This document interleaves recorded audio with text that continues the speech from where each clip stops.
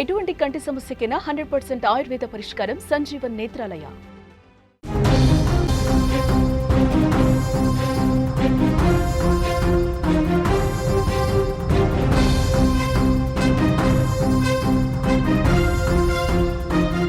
ఉత్తర కాశీలో జల విలయం కొనసాగుతూనే ఉంది. అక్కడ బురదలో కూరుకుపోయిన ఒక్కొక్కరి మృతదేహాన్ని వెలికి తీసేందుకు ఆర్మీ, సిఆర్పిఎఫ్, అలాగే ఎస్డిఆర్ఎఫ్, ఎన్డీఆర్ఎఫ్ బలగాలు ప్రయత్నిస్తున్నాయి. ఒకసారి ఉత్తర కాశీలోని ధారాలి విలేజ్కి వెళ్దాం. నా బాక్స్లో చూస్తారు, నా పక్కనున్న ఈ వీడియోలో మీరు స్పష్టంగా చూడొచ్చు. వరద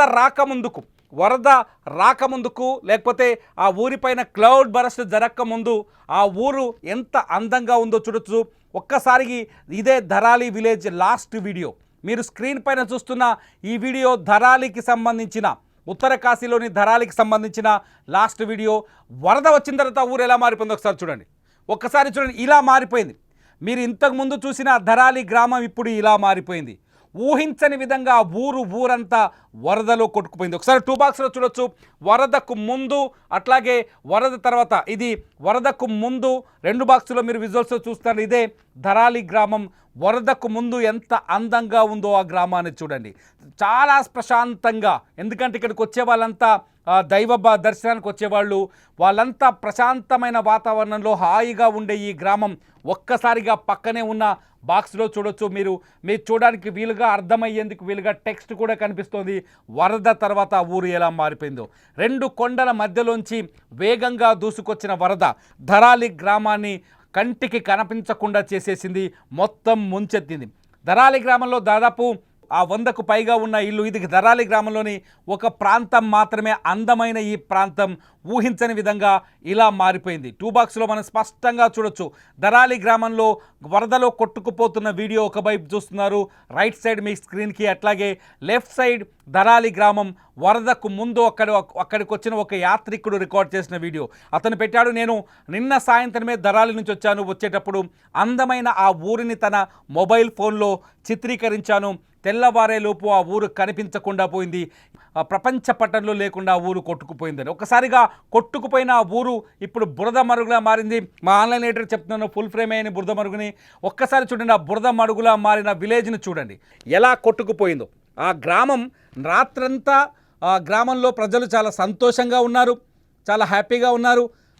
మొత్తం ఊరు నిండా మొత్తం ఏముంటాయంటే, ఈ ఊరు నిండా మొత్తం రిసార్ట్స్ ఉంటాయి, రెస్టారెంట్లు ఉంటాయి, అట్లాగే హోమ్ స్టేలు చాలా ఫేమస్ అక్కడ హోమ్ స్టేలు. ఆ హోమ్ స్టేలు ఉంటాయి. అక్కడ ప్రజలంతా పూర్తి స్థాయి టూరిజం మీదనే ఆధారపడి బతుకుతుంటారు. టూరిజం అక్కడ దేవాలయ దర్శనానికి గంగోత్రి, యమునోత్రి వంటి యాత్రలకు వచ్చేని చూస్తారు. ఒకసారి 2 బాక్స్ కొడితే మనకు విజువల్ అర్థమవుతుంది. ధరాలి గ్రామం అప్పుడు ఇప్పుడు అంటే 24 గంటల్లో ఆ ఊరి నుదుటి రాత మొత్తం మారిపోయింది. ఇక్కడే గంగా నది పుట్టిన ప్రాంతం అంటారు. ధరాలి పైభాగానే గంగోత్రి ఉంటుంది. గంగోత్రికి వెళ్ళే ప్రతి యాత్రికుడు ధరాలి గ్రామంలోనే స్టే చేస్తారు. ధరాలి గ్రామంలో స్టే చేసి తర్వాత గంగోత్రికి వెళ్ళి తిరిగి ఇక్కడి నుంచి తిరుగు ప్రయాణం అవుతారు. ఈ ధరాలి గ్రామం రాత్రి వచ్చిన వరదకి దెబ్బకి మొత్తం కొట్టుకుపోయింది. ఇప్పుడు ఆ ఊరికి పూర్తి స్థాయిలో రాకపోకలు నిలిచిపోయాయి. ఆ ఊళ్ళో ఏం జరుగుతుందో కనీస సమాచారం కూడా అందట్లేదు. అక్కడ జరుగుతున్న సహాయక చర్యలు కావచ్చు, ప్రమాదానికి గురైన వ్యక్తులు కావచ్చు, అక్కడ మిస్ అయిన మనుషుల సంఖ్య కావచ్చు. దాదాపు 160 మంది ఈ వీడియో చేస్తున్న సమయానికి దాదాపు 160 మంది ఈ బురద మడుగు కింద చిక్కుకుపోయినట్టుగా మనకు సమాచారం అందుతోంది. ధరాలి గ్రామం అంతా ఇప్పుడు బురద మడుగులా మారిపోయింది. కొండపై నుంచి దూసుకొచ్చిన బురద. ఒక్కసారి డీటెయిల్స్లోకి వెళ్తే దాదాపు 5 నుంచి 8 సార్లు కొండ చర్యలు విరిగిపడినట్టుగా తెలుస్తుంది. సాయంత్రం దాదాపు 424 పైగా సెంటీమీటర్ల వర్షం ఒక్కసారిగా కుండపోతగా కురిసింది. ఆకాశానికి చిల్లుపడ్డట్టుగానే వర్షం కురిసింది. ఆ వర్షం ధాటికి కొండ చర్యలన్నీ ఫట్ట వెంటనే విరిగి అంటే బురదంతా కొట్టుకొచ్చేసింది. 2 కొండల మధ్యలో ఉన్న ధరాలి గ్రామాన్ని తోసుకు వెళ్ళిపోయింది. మీరు స్క్రీన్లో చూస్తున్నారు విజువల్లో. మొత్తం ధరాలి గ్రామాన్ని వరద ఎలా తోసుకు వెళ్తుందో చూడండి. అలా తోసుకు వెళ్ళిపోయింది. ఆ ఊరు మొత్తం ప్రస్తుతానికి బురద మడుగులో బురద కింద ఇరుక్కుపోయి ఉన్నారు చాలామంది. నిజంగా చెప్పండి, మీరు ఒకసారి అంచనా వేయండి. ఇళ్ళ శకలాలు, మట్టి, అక్కడున్న కర్రలు, అవన్నీ మనుషుల శరీరాలకు గుచ్చుకుంటే ఎలా దేహాలను గుచ్చుకుపోయి తీవ్రంగా గాయపడిన సందర్భం. ఆ తర్వాత వరద చూడండి, నింపాదిగా ఒక నది పారినట్టు మారుతోంది. నింపాదిగా చాలా స్పష్టంగా ఇదంతా బురదతో కూరుకుపోయిన వరద అక్కడ ఇళ్లను ముంచెత్తేసింది.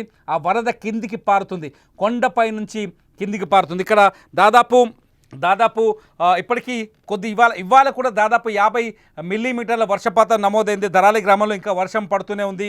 అక్కడ సహాయక చర్యలు కూడా తీవ్ర ఇబ్బందులు తలెత్తుతున్నాయి. సహాయక చర్యలు కూడా చాలా కష్టంగా కొనసాగుతున్నాయి.